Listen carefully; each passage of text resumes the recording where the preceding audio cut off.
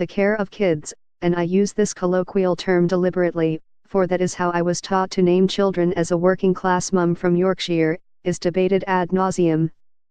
The stats tell us there are 1 million more working mothers today than 20 years ago.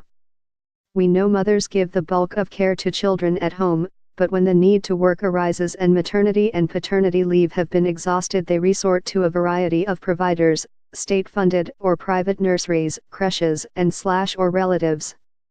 Usually, when childcare is discussed as a policy issue, the attention is on cost, with political parties competing to make it more affordable. This, it is often assumed, will make them more popular with female voters. The idea that both parents should be out at work, and their children cared for by other people, is rarely questioned. This is as true on the left as on the right, and as true of female politicians and commentators as it is of men. Not without good reason, feminists fear that standing up for the idea that babies and young children should be cared for by their parents is a short step from forcing women out of the workplace. Yet many women, and some men, particularly those in low-paid and unsatisfying jobs, go out to work only reluctantly and in spite of the fact that they do not believe separation from their very young children to be in their best interests. Today, as in the 19th century, the main reason for many mothers going out to work is that male wages are too low to support a family. Yet history tells us that there is, or once was, another way. During the Industrial Revolution, mothers used the same child care model they had in pre-industrial times and worked with their babies and toddlers alongside them.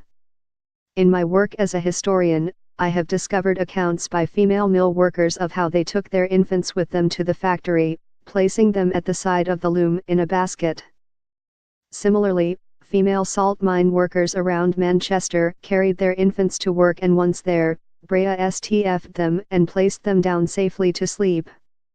Women nail makers hung swings from the ceiling as soothers and used large egg cartons to make cots, while Birmingham button makers used sawdust tubs for the same purpose.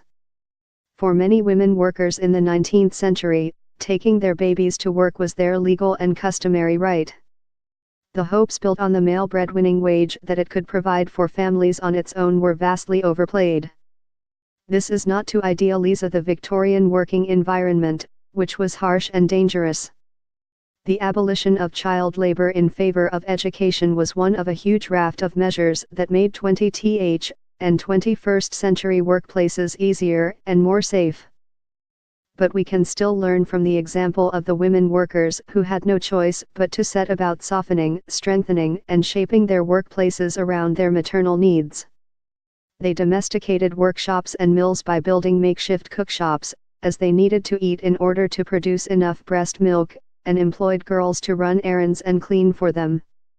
Some of these women were also top-class trade unionists.